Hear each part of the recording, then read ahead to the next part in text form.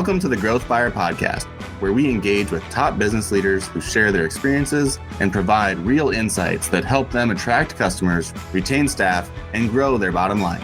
Now, let's get started with the show.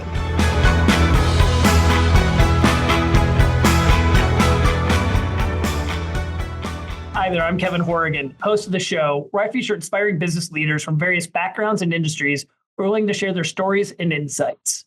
Today's podcast is brought to you by Spinutech. At Spinutech, we help middle market and larger companies get more leads. Hey, who doesn't need more leads, right? Well, at Spinutech, we take an end-to-end digital approach, starting with your website and making sure it's the right aesthetic appeal and convincing content to convert your visitors into action. We then look at all your digital advertising tactics, such as search engine optimization, paid search, organic search, social media, email marketing, and more.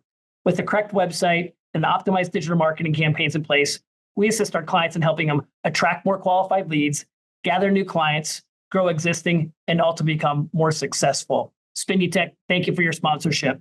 If you'd like to learn more, you can learn more at Spinutech, www.spin-tech.com. Thanks for tuning in to this special Best Of episode. In this episode, we'll take a look back at some of our favorite moments from previous conversations. What I loved about this company was they were always pushing for diversity. And what we did is we really leaned into that in 2008 for a campaign, which for our 25th anniversary, which was this idea of 25 years of non-uniform thinking. But, you know, that line wasn't enough for us. So what we did is we came up with this concept of we all walk in different shoes. And it was around the idea of celebrating diversity and recognizing people out there whose lives, they were kind of rewriting the script for, you know, who they were. And they were facing many challenges, but they were still championing their causes or even themselves, you know, within those challenges. And so we did this great campaign, and it was a very emotional shoot for me because, you know, all of a sudden you're interviewing these people and you're really getting into their stories, and it was just very humbling, you know. Yes. And so I loved that campaign, and we ran that for a few seasons. And then what that campaign did later on in 2015, it evolved into a campaign known as what we called the Courageous Class. You know, and we had many conversations about using the word class, right? Because people don't like to be classed as something. They don't like to, sure. You know, the class system is not a good thing. So, but, you know, we realized that adding the word courageous sort of helped us with that. So we decided to go for it. And what was interesting about that campaign, is focusing on these very inspirational people. Again, a lot of them had faced huge challenges in their lives. A lot of them just wanted to make change in the world. You know, woke up one day and decided enough was enough, and it was great, and again, humbling. So, you know, we talk about the podcast name is Growth Fire, and you know, we talk about sharing some of your experiences, and you know, you talked about what you're doing for Unisys, and part of it is you're helping your global clients, through various channels and strategies with innovation, architecture, intellectual property, patents, and strategy, without getting into anything, confidential or clients or anything that would be at risk for you. Is there anything that you can see trending wise that you see that you want to make our audience aware of just maybe things that are opportunistic out here or maybe threats that are over here, but anything that you might want to just share some inspiration or some experience with in your journey right now, where you see some of those things it might be helpful to our guests? Well, I think the big thing is you really have to learn how to engage with people and build relationships. And what we talked about earlier, you got to be learning and almost tentatively observant. I'm going to show my age now, but back in the day, you just show up with your pad, tell them your requirements. We do some specs, show you a system. It's just so different now. People have their own systems. People are much more knowledgeable. They're a lot less patient. When I started, IT was a mystery. So if I delivered a report, I was a hero. Now it's like, why is it taking so long? Why does it cost so much? So you've got to evolve. And I think the key for differentiation now is if you're getting in front of a client, they need to know that you're listening, that you understand, and that you're going to add some ideas. You're not going to drain them, much like we talked about earlier. So what I'm seeing is people have done a lot of innovations and transformations, but that next level is difficult. They're all struggling to try to get there. And I think that's some of the things we're working to do. One, we've got a great offering. We've got 4 business units: digital workplace services, cloud applications infrastructure, enterprise computing, and business process solutions. But at the same time, sometimes it's not about our solution. It's about helping them solve their problem. Right. The big thing I'm seeing, and you know this as well, given your industry, is it could start with one conversation. In my opinion, most of the time in the end, it becomes driven around data. If you want to transform, if you want to reimagine yourself in the cloud, if you want to become more digital, you talk about these outcomes and aspirations, but the path to get there, it usually has a stop, if not a long layover in the town of data. Yeah, So it data does. analytics and artificial intelligence and those types of things, I think, are critical. And I think that's that next frontier of transformation and differentiation that clients are struggling with. And folks like myself and you and other people in the profession are trying to help them get there. And we're coming with some different tools and so forth. You know, I've my older son was in commercial banking, and he had he had a business development role, but it wasn't compensated via commission. He was trying to onboard new clients to the bank that he worked for. And he got another opportunity outside banking, which he was ready to try something differently, but the salary was half, but the commission opportunity was more than double what the salary was. And I remember asking me, Dad, I'm going to leave the salary that I have, but there's an opportunity to get double, but I got to go back to half the salary. And I'm like, well, what do you feel? He's like, Dad, I really want to bet on myself.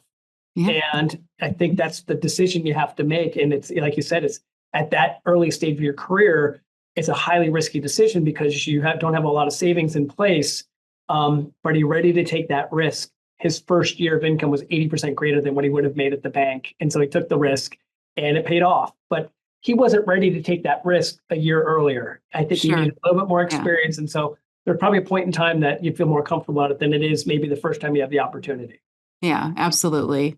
Absolutely. And I think too, part of it is it's not just risk, but not thinking about it like, am I going to fail, but what do I need to do to succeed?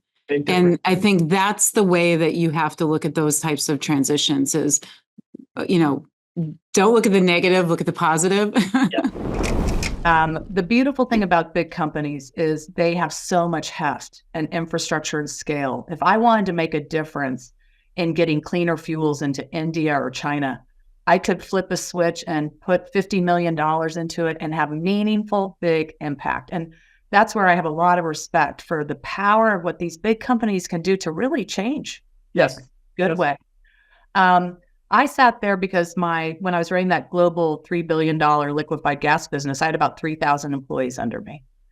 I go into this startup that has like 14 people, and I think, well, how hard can this be? Right. I mean, I haven't run a team that small since ever. Yeah, 22. Well, boy, when you are starting from scratch and you don't even have a business model or a product, it is so humbling. I felt like I thought I had a golden touch before. That golden touch got completely challenged. And it was a really challenging 5 years on a personal basis too, because I loved our brand and our product.